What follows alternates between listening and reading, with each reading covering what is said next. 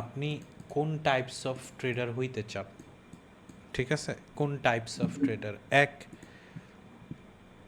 আপনি day tedder হইতে চান, ওকে? আপনি সুইং ট্রেডার হইতে চান, অথবা আপনি স্ক্যাল্পার হইতে চান। এইটা ডিপেন্ড করে আপনার উপর। মানে এটা ভুল হয়েছে বানান, যাই হোক। আপনি স্ক্যাল্পার হইতে চান, এই জিনিসটা ডিটারমাইন করতে হবে আপনাকে। এই জিনিসটা কেউ মানে নর্মালি একটা ট্রেডারের যখন এজ চলে আসে, এজ মানে হলো এক্সপিরিয়েন্স চলে আসে, ওকে?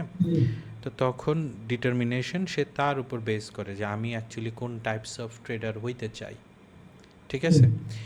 প্র্যাকটিক্যালি যদি আমি আপনাকে এক্সাম্পল দেখাই, যেমন ধরেন, তবে আপনি যেই টাইপস অফ আবার আর একটা ক্যাটাগরি আছে যাদের কাইন্ড অফ মানে এরা খুব স্লো ট্রেডার। স্লো ট্রেডার মানে হইলো যে আই ডু নট কেয়ার মার্কেটে কী হইতেছে না হইতেছে, আমার যেটা দরকার সেটা হইলো যে আমি অনলি অতটুকুই ট্রেড করব যতটুকু আমার নিজের জন্য সুইটেবল, ওকে? সুইটেবল। এর মধ্যে যেমন ধরেন আমি আপনার 3 টাইপস অফ ট্রেডারের এক্সাম্পল দেখাই, ওকে? 3 টাইপস অফ ট্রেডার। তো আমার যেই স্টুডেন্ট কোয়ালিটি, আমার যেই আমার যে স্টুডেন্টগুলো আছে তারা যেই টাইপস অফ ট্রেড, লাইক প্রথম আপনি যদি একে এই আমার স্ক্রিন তো আসছে তাই না? আপনি যদি ওর কথা বলেন, আমি পুরা উইকে তার কয়টা ট্রেড, কয়টা, কয় দিন ইন টোটাল উইকলি কয়টা,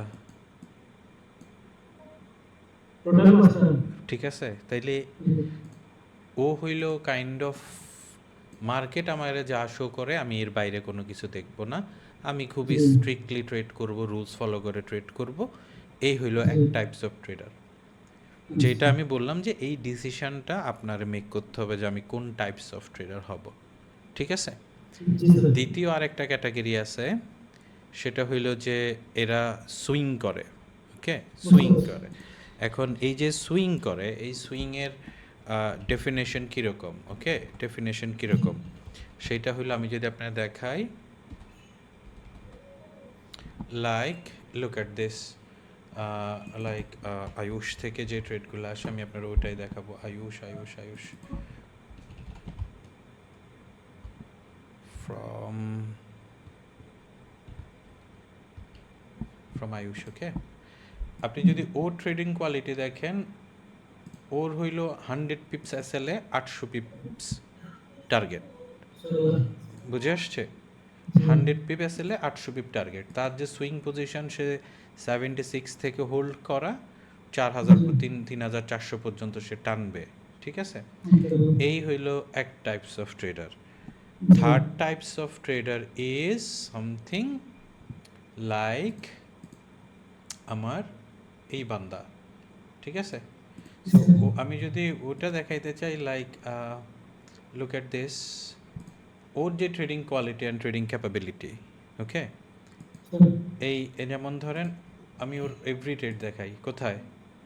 এইখান থেকে যাবে, তার প্রত্যেকটা ট্রেড ইজ স্ক্যাল্প, এবং তার স্ক্যাল্পিং উইন রেশিওই মোটামুটি 90%। হ্যাঁ, অ্যান্ড প্রচণ্ড লেয়ারিং স্ক্যাল্প, লাইক প্রত্যেকটা ট্রেডে 10-12 লটের ট্রেড আসে। সো আমি আপনারা যেটা দেখাইলাম যে আপনারা চুজ করতে হবে আপনি এই পার্টিকুলার 3টা জায়গা থেকে কোন ট্রেডার হবেন। আরেক টাইপস অফ ট্রেডার আছে যারা লেয়ারিং ট্রেডার, ওকে? যারা লেয়ারিং খুব পছন্দ করে, বুঝাইতে পারলাম আমি? লাইক কোনো একটা পার্টিকুলার লেভেলে আপনার যখন ভালো সেট আপ আসে, আপনি ওই পার্টিকুলার এরিয়াতে ওই বেসমেন্টে আপনার লেয়ার প্রচণ্ড পরিমাণ যাবে, লাইক দিস ওয়ান, বুঝে আসছে? ঠিক আছে? সো এই জিনিসটা as a individual K determine করে? আপনি। আচ্ছা, এবার আসি অন্য কথায়, সেটা হলো যে যেই কোনো ট্রেডিং সিস্টেমই আপনারা প্রফিটেবল বানাইতে পারে, যেই কোনো ট্রেডিং সিস্টেম। এইটা আপনি ইএমএ দিয়েও ট্রেড করেন, আপনি বলিঞ্জার ব্যান্ড দিয়ে ট্রেড করেন, আপনি এসএমসি ফলো করেন, আপনি এসএনআর ফলো করেন, আপনি যাই ফলো করেন, আপনি দিন শেষে প্রফিটেবল হবেন খালি একটা জিনিস বাদ দিলে, সেটা হলো যে টু মাচ রিস্কিং, মানে আপনার ফান্ড যেটা তার চেয়ে বেশি রিস্ক নেওয়া। দ্বিতীয় যেটা হইলো যে ওভার ট্রেডিং করা। ওকে, ওভার ট্রেডিং করা, এই দুইটা জিনিস যদি আপনি বাদ দিতে পারেন, এবার আপনি যদি ইএমএ ট্রেডারও করেন, মানে আপনি যদি অনলি ইএমএ ফলো করেন, you will become a profitable one. একদম সিম্পল স্ট্রেট কাট কথা। তো এই জিনিসগুলো অ্যাভয়েড করার জন্যই মানুষ নর্মালি বিভিন্ন রকম কমিউনিটিতে বিলং করে, যে একটা কমিউনিটি লাইক মানে সঙ্গদোষে লোহা ভাষা একটা কথা আছে না, বুঝছেন আমার কথা? এই জন্য কমিউনিটি লাগে, কমিউনিটি লাগে। আমরা যেভাবে ট্রেড করি, সেই ট্রেডিংয়ের সবচেয়ে বড় ইনস্ট্রুমেন্ট যদি আপনি আমাকে বলেন, সেটা হলো যে নর্মালি তো মানে মানে একটা জিনিস হয় না যে নলেজ মানুষ অনলি নলেজ হান্টিং করে। আমার কাছে নলেজের ভ্যালু নাই আসলে। আমার কাছে লাইক আপনার কাছে দুনিয়ার নলেজ আছে, আপনি ট্রেড পাচ্তেছেন না, then what will happen? Okay, so আমি একটা জিনিস দেখবেন যে লাইক আমি কালকে যে ভিডিও পাবলিশ করছি, দিস ইজ, যদি আপনি বলেন ওয়ান অফ দ্য, মানে আপনি যদি এটা ঠিকঠাক মতো বোঝেন, আপনার নর্মালি চইলা পইরা খাইতে পারবেন, এই হলো কথা, চইলা পইরা খাইতে পারবেন ট্রেডিং। দেন যেমন এই একটা জিনিস খেয়াল করবেন যে এই সেট আপটার কোনো নাম নাই, এই সেট আপটার আমরা আজ পর্যন্ত কোনো নাম দেই নাই। তারপরে আমরা যেটা করি ব্রেকআউট, তো ব্রেকআউটের নাম আমার মনে হয় যে মানে নাম আসে কীভাবে আমার সেট আপ, নর্মালি আমার যে ট্রেডিং হইতো, আমার কোনো ট্রেডিংয়ের সেট আপের নাম ছিল না, ঠিক আছে? তো তারপরে আসে ব্রেকআউট, এখন ব্রেকআউটের আবার কয়েকটা নাম। ব্রেকআউট যেটা, মানে এইটা এমএসএনআর ইন্ডাস্ট্রিতে সবাই ইউজ করে, কিন্তু আমি যে ওয়েতে ব্রেকআউট ইউজ করি, এইটারে এমডাব্লিউ বলার একটাই রিজন হইল যে যেহেতু আমার নামের ইনিশিয়াল এম, তো এইটা খুব সম্ভবত আমার একটা স্টুডেন্ট ছিল ফিলিপ নামে, তখন সে এইটাকে এমডাব্লিউ বলা শুরু করছে, ওই ব্রেকআউটটাকে। তারপরে আসছে সুপার গ্যাপের কোনো নামই ছিল না। অর্ণবরে আমি এইটা দেখাইতেছিলাম, আপনি যখন সুপার টিভিতে আসবেন জানবেন, ওমররে দেখাইতেছিলাম, তো ওমর আমারে বলতেছিল এইটার নাম আমরা দেওয়া উচিত, যেহেতু নাম আমরা সব কিছু সুপার হিসেবে ট্রিট করি, তো এইটারে আমরা সুপার গ্যাপ হিসেবে ট্রিট করব। তো এইভাবে আসছে সুপার গ্যাপের। আর ফ্লিপের নাম আসছে যেভাবে, যেমন আমার একটা ফ্লিপ ছিল, আপনি যদি প্রফিট ভিউ চ্যানেলে থাকেন, ওখানে দেখবেন যে $10 থেকে মোটামুটি বড় একটা অ্যামাউন্টের ফ্লিপ ছিল।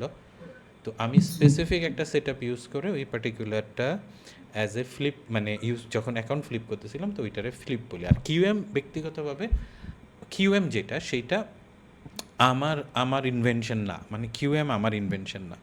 এখন প্রবলেম হইলো যে মানুষ কিউএম অনেক ইউজ করে, বাট যেইটারে আজকালকার মানুষ কিউএম হিসেবে ইউজ করে, হ্যাঁ, এইটা আরও 10-15 বছর আগে আমি যখন মানে শিখা শুরু করছি, তখন একটা ওয়েবসাইট ছিল নো ব্রেইন ট্রেডার নামে, হ্যাঁ, নো ব্রেইনার ট্রেডার নামে। তো তখন ওই পার্টিকুলার এখনকার দিনে যেইটাকে মানুষ যেমন এখন যেইটারে ইনগালফিং বলে, আমরা তখন এটারে গ্যাপ বলে জানতাম, ডাকতাম, হ্যাঁ, যে প্রত্যেকটা গ্যাপ আমি বলি না যে ইনগালফিং এইটাকে ফিল আপ করবে, মানে বাই ইনগালফিং হইলে বাই হবে, সেল ইনগালফিং হইলে সেল হবে। তো আমরা তখন থেকেই কিউএম জানতাম, তবে কিউএম নামে ডাকতাম না। নাও তখন আমি এটারে কি নামে মানুষের চিনাইতাম, সেটা হইলো যে ওভার অ্যান্ড আন্ডার প্যাটার্ন নামে, বুঝছেন? ওভার অ্যান্ড আন্ডার, কারণ লাইক লুক, এখন তখন যে বলতাম লাইক লুক অ্যাট দিস, এইটা হইলো আমার কত সালের পোস্ট, 2015 সালের। অ্যান্ড আপনি যেহেতু আমার টুকটাক ভিডিও দেখছেন, তাহলে আপনি জানেন কিউএম কী জিনিস। লাইক কিউএম হইলো যে একটা এই ক্রিয়েট করবে, লো ক্রিয়েট করবে, হাই ক্রিয়েট করবে, লো ব্রেক করবে, হাই ব্রেক করবে, এইখানে আসবে বাই হবে, তাই না? সো ওই কন্ডিশন ঘুরে ফিরে একই। লুক অ্যাট দিস, প্রাইস একটা লো ক্রিয়েট করবে, প্রাইস একটা হাই রিক্রিয়েট করবে, হ্যাঁ, তারপরে আপ হবে, ওই ঘুরে ফিরে, লাইক এই যে example, low high low low this, এই যে high low higher high lower low this, বুঝে আসছে? বাকি আরও খুচরা খাচরা কিছু সেট আপ আছে, যেই সেট আপগুলো আমরা ইউজ করি, ওইটা ডিফারেন্ট ডিফারেন্ট নামে, এবং যেমন পাইন ট্রি যেটা ইউজ করি সেটাও কারো না কারো নামে এইভাবে দেওয়া। তো এখন যেইটা কথা যে সেট আপ ইন্ডিভিজুয়ালি যদি বলি, হ্যাঁ, প্রত্যেকটা সেট আপের কিছু না কিছু লাগে, লাইক ইউনো একটা সুপার গ্যাপের আর একটা ভার্সন আছে যেটারে আমরা বলি রিভার্স গ্যাপ, হ্যাঁ, সুপার গ্যাপের রিভার্স গ্যাপ। এবং সুপার গ্যাপের সাথে যেটা হয়, সুপার গ্যাপের আমরা টোটাল 6টা টাইপ দেখি, প্রত্যেক মোস্ট অফ, লাইক ইনগালফিংয়েরও আমাদের 6টা টাইপ হয়, type 1, type 2, type 3, type 4, type 5, type 6, হ্যাঁ। আর সুপার গ্যাপের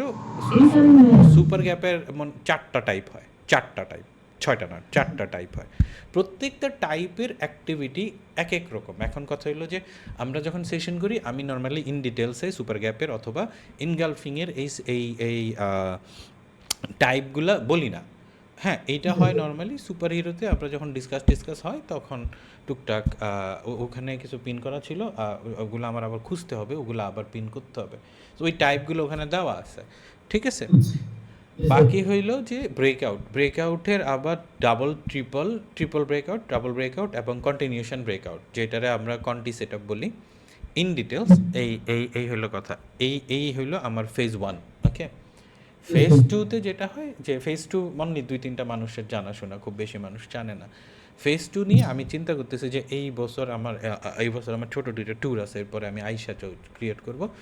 ফেজ 2 হিসেবে হলো ওখানে ভিভি অ্যানালাইসিস হয়, লিকুইডিটি কনজাম্পশনের ব্যাপার আছে, লিকুইডিটি হান্টিংয়ের ব্যাপার আছে, হ্যাঁ। এইটা জানা খুব ইম্পর্টেন্ট না, এটা জানলে যেটা হয় যে আপনি নর্মালি গোল্ড ফোকাস ছাড়াও আপনি ট্রেড করতে পারবেন, ওটাকে কি বলে, কারেন্সি ট্রেড করতে পারবেন না। ইউর এসএল সাইজ খুব ছোট এবং লোতে চলে আসে, বুঝে আসছে? খুবই ছোট এবং খুবই লো হয় যদি ওইটা ওইভাবে করা যায়, ঠিক আছে। বাকি থাকে লাইক ডেল্টা ভলিউমের যেটা, এটা আমি আসলে কাউকে শিখাই না, কারণ এটা নিয়ে অলরেডি ওপেন সোর্স, ওই আপনি বুক ম্যাপের ওয়েবসাইটে গেলে ওদেরই কোর্স আছে, ওখান থেকে যদি করেন সেখান থেকে আপনি শিখে ফেলতে পারবেন, ঠিক আছে। এই হইলো total idea of the mentorship program, ঠিক আছে, total idea of the mentorship program. এবার আসি প্রফিটেবল হইতে কতদিন লাগবে। প্রফিটেবল হইতে ডিপেন্ড করে অ্যাজ এ ব্যক্তি নির্ভর আলোচনা, এটা যে আপনি আপনার প্র্যাকটিস কীভাবে যাচ্ছে, আপনি লেভেল ফাইন্ডিং কীভাবে করতেছেন, আর হইল যে আপনি ওভার ট্রেডিং করতেছেন কিনা, রিস্ক ম্যানেজমেন্ট আপনার ঠিকঠাক কিনা। যদি এই পার্টিকুলার জিনিসগুলো, তাইলে এমন সিনারিও আছে যে আপনি 2 থেকে 8 মাসের মধ্যে আলহামদুলিল্লাহ ইনশাল্লাহ হয়ে যাবেন, ঠিক আছে। এই হইলো total time plan. If in case একটু লম্বা সময় লাগে, যার কারণে যদি কোনো কারণে লাগে, তাইলে অনেকের এক একজনের হিসেবে এক এক রকম, হ্যাঁ। প্রবলেম হইলো যে মানে আমি যেটা বিলিভ করি, কোর্স কখনো কাউকে প্রফিটেবল বানায় না, রাইট। অনলি যে জিনিসটা বানায় সেটা হইলো যে আপনার পারসিস্টেন্সি, আপনার ফোকাসিং, আপনি যে প্র্যাকটিস করতেছেন, কারো গাইডলাইন অথবা তার সাথে একটা ভালো কমিউনিটি, ওকে, কমিউনিটি। দ্বিতীয় কথা হইল যে যদি প্রফিটেবল হন, এমন অনেক সিনারিও আছে, লাইক আপনি টুকটাক প্রফিটেবল গত 6-7 মাস ধরে প্রফিটেবল হয়েছেন, বাট আপনার কাছে ফান্ড নাই ইনাফ ট্রেড করার জন্য, দেন আমি আসি, ঠিক আছে। আপনার বাকিটা আমার, আপনি প্রফিটেবল, আপনার সব কিছু ওকে, কিন্তু আপনি ভালো অ্যামাউন্ট অফ মানি দরকার ভালো প্রফিট করার জন্য, দেন আমি অ্যাজ এ আপনার মানে যে গাইডেন্স দিতেছি সেই হিসেবে ওটা আমার কাজ আপনারা কোত্থেকে ফান্ড ম্যানেজ করে দেওয়া, ঠিক আছে। আবার আমি যখন বলতেছি যে ফান্ড ম্যানেজ করে দেওয়া, this is not the fund as a prop fund, okay. এটা হইলো যে ফান্ডই হোক সেটা আলহামদুলিল্লাহ রকমে ভালো ফান্ড, মানে 10 পুরুষ খায়া যেতে পারবেন, এরকম ফান্ডের ব্যবস্থা করে দেওয়া। ঠিক আছে? এনিওয়ে,